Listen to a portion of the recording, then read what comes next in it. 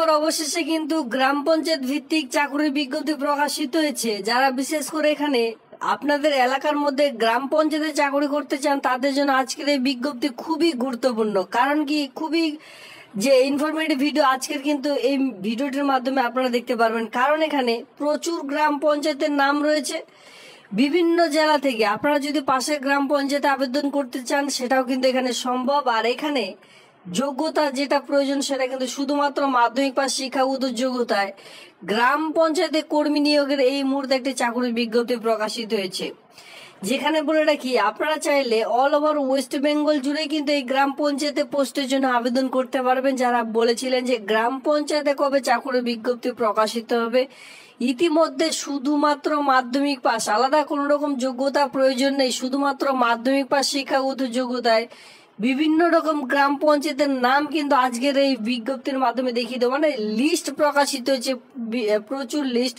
সেই লিস্টে যাদের যাদের গ্রাম পঞ্চায়েতের নাম রয়েছে তারা আবেদন করতে পারবেন। যাদের লিস্টে গ্রাম পঞ্চায়েতের নাম নেই, মানে আপনাদের এলাকার গ্রাম পঞ্চায়েতের নাম নেই, তারাও কিন্তু সেখানে আবেদন করে নিতে পারবেন। তো দেখুন, খুবই গুরুত্বপূর্ণ একটি চাকরির বিজ্ঞপ্তি। এখানে আপনারা দেখতে পাচ্ছেন আমি কিন্তু ইতিমধ্যে West Bengal management system, West Bengal panchayat management সিস্টেমের যে অফিসিয়ালি সাইট, সেই সাইটে ভিজিট করেছি। আপনারা চাইলে সেই সাইট থেকে নোটিশটি ডাউনলোড করতে পারবেন, অথবা সরাসরি গভর্নমেন্টের যে অফিসিয়ালি সাইট রয়েছে রাজ্য সরকারের, সেখান থেকে কিন্তু ডাউনলোডটি করা যাবে।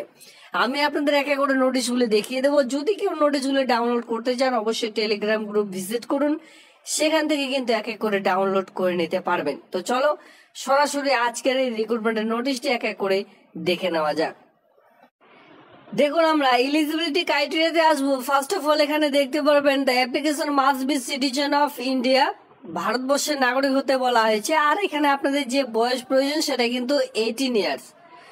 তো এখানে বুঝতে পেরেছেন, এখানে আপনাদের ভারতবর্ষের জাস্ট এখানে নাগরিক হতে হবে। তো আপনাদের এখানে গ্রাম পঞ্চায়েতের লিস্ট আমি দেখাচ্ছি, সেই গ্রাম পঞ্চায়েতে যদি আপনার নাম থাকে, মানে সেই গ্রাম পঞ্চায়েতে আপনাদের গ্রাম পঞ্চায়েতের লিস্টে যদি আপনার গ্রাম পঞ্চায়েতের নাম থাকে তাহলে আবেদন করা যাবে। আর যদি না থাকে সেক্ষেত্রে কিন্তু আবেদনটি করা যাচ্ছে। শুধু মাথায় রাখবেন আপনাদের ভারতবর্ষের নাগরিক হতে হবে, আর 18+ বা 18-এর মধ্যে আপনাদের কিন্তু বয়স হতে হবে, ঠিক আছে। এর সঙ্গে দেখুন এখানে কি বলা হয়েছে, the minimum educational qualification matriculation or etc equivalent board. তো এখানে বলা হয়েছে শুধুমাত্র 10 স্ট্যান্ডার্ড, শুধুমাত্র 10 স্ট্যান্ডার্ড পাস শিক্ষাগত যোগ্যতায় নিয়োগটি করতে চলেছে। কোনরূপ আলাদা কোন রকম কোয়ালিফিকেশনের কিন্তু এখানে প্রয়োজন নেই। এবার এখানে বলা হয়েছে 3 নম্বর পয়েন্টে দেখুন, higher qualification will be given. যদি আপনারা বিশেষ করে হায়ার কোয়ালিফিকেশন, ধরুন আপনার এইচএস রয়েছে বা বিএ পাস রয়েছে, আপনারা এই সকল দিতে চান, দিতে পারেন, কোনোরূপ অসুবিধা নেই, সেটাও কিন্তু এখানে ধার্য। তবে কম্পিউটার অপারেশন যদি থেকে থাকে, handle of knowledge in the account in preferred, তাদেরকে কিন্তু এখানে আগে যোগ্যতা দেওয়া হয়ে থাকবে যারা কম্পিউটারে কাজ জানেন। মাথায় রাখবেন। তো এখানে শিক্ষাগত যোগ্যতা থেকে শুরু করে আমি বলে দিচ্ছি কি কি পয়েন্ট এলিজিবিলিটি ক্রাইটেরিয়াতে। ফার্স্ট অফ অল 18 বা 18+ আপনাদের বয়স লাগবে। এর সঙ্গে 10 স্ট্যান্ডার্ড পাস শিক্ষাগত যোগ্যতা লাগবে। এর সঙ্গে নর্মালি 6 মান্থ অথবা 1 ইয়ার একটি কম্পিউটার সার্টিফিকেট থাকলে খুবই ভালো হয়, আপনারা কিন্তু অগ্রাধিকার পেয়ে যাবেন। এই হচ্ছে 3 রকম জাস্ট কোয়ালিফিকেশন বা ক্রাইটেরিয়া। এর সঙ্গে আমরা চলে আসবো, দেখতেই পাচ্ছেন নেম অফ দ্য গ্রাম পঞ্চায়েত। প্রথমে দেখে দিচ্ছি নেম অফ দ্য গ্রাম পঞ্চায়েত। গ্রাম পঞ্চায়েত গুলি দেখে রাখুন, এক এক করে আমি আপনাদের গ্রাম পঞ্চায়েত গুলি দেখিয়ে দিচ্ছি, আর ধীরে ধীরে স্ক্রল ডাউন করছি যাতে করে আপনারা আপনাদের গ্রাম পঞ্চায়েতের নামগুলো এখান থেকে দেখে নিতে পারেন। দেখুন আমি ধীরে ধীরে এখানে গ্রাম পঞ্চায়েতের নাম দেখিয়ে দিচ্ছি, আর পাশেই দেখতে পারবেন ব্লক ওয়াইজ কিন্তু এখানে গ্রাম পঞ্চায়েতগুলি ভাগ ভাগ করে দেওয়া হচ্ছে। মানে যে ব্লক রয়েছে সেই ব্লকের আন্ডারে যতগুলি গ্রাম পঞ্চায়েতে এই পোস্টিংগুলি রয়েছে, প্রত্যেকটি গ্রাম পঞ্চায়েতের নাম এক এক করে দেখতে পারবেন।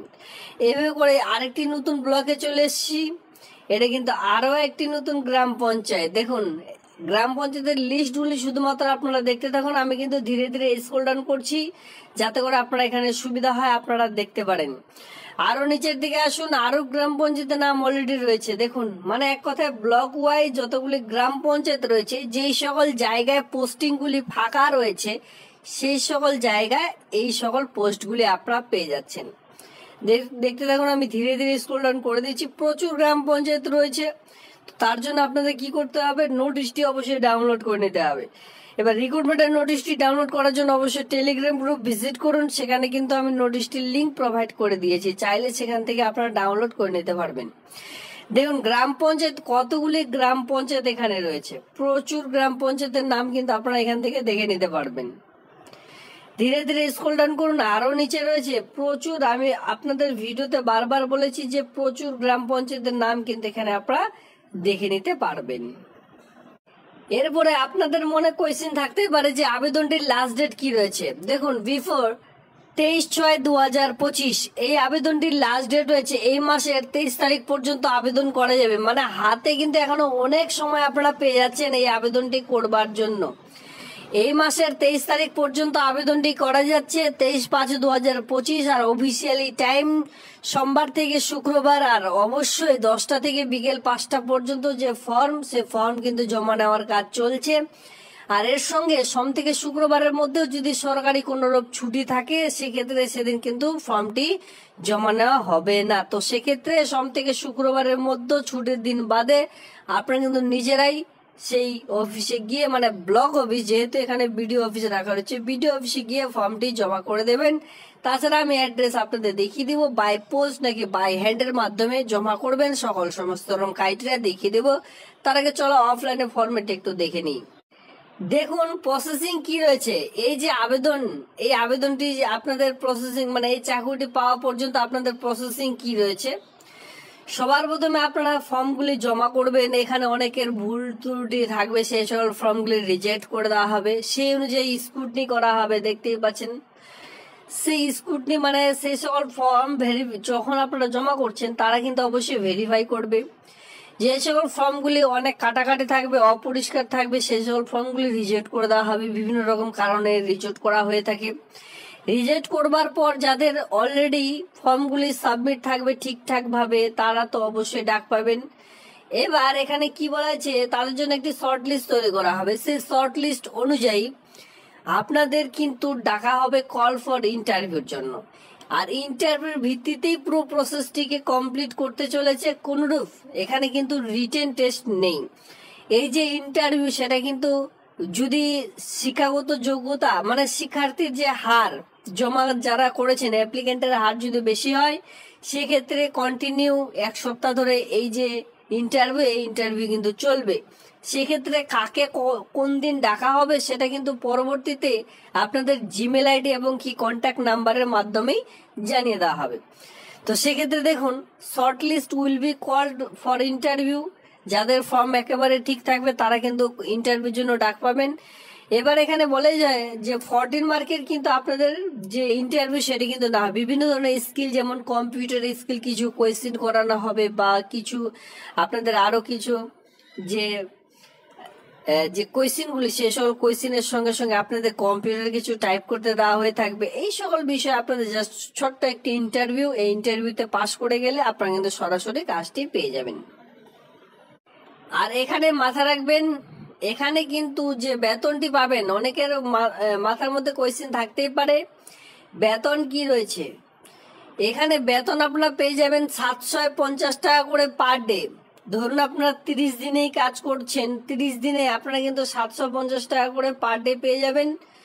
বেতন এখানে যেটা দাঁড়াবে 30 দিন যোগ করলে 22,500 টাকা পার মান্থ যে স্যালারি, সেটা কিন্তু আপনারা এখানে পেয়ে যাচ্ছেন। তবে যেদিন কাজ করতে যাবেন সেদিনই কিন্তু, যখন ছুটি করবেন তখন আপনাদের বেতন প্রোভাইড করে দেওয়া হবে সঙ্গে সঙ্গে।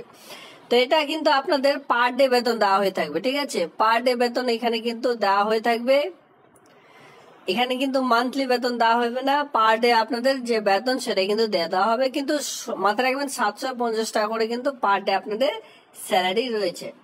এই হচ্ছে অ্যাপ্লিকেশন ফরম্যাট, যেখানে দেখতে পারবেন নেম ইন ফুল, এখানে পুরো নাম বসিয়ে দিতে হবে।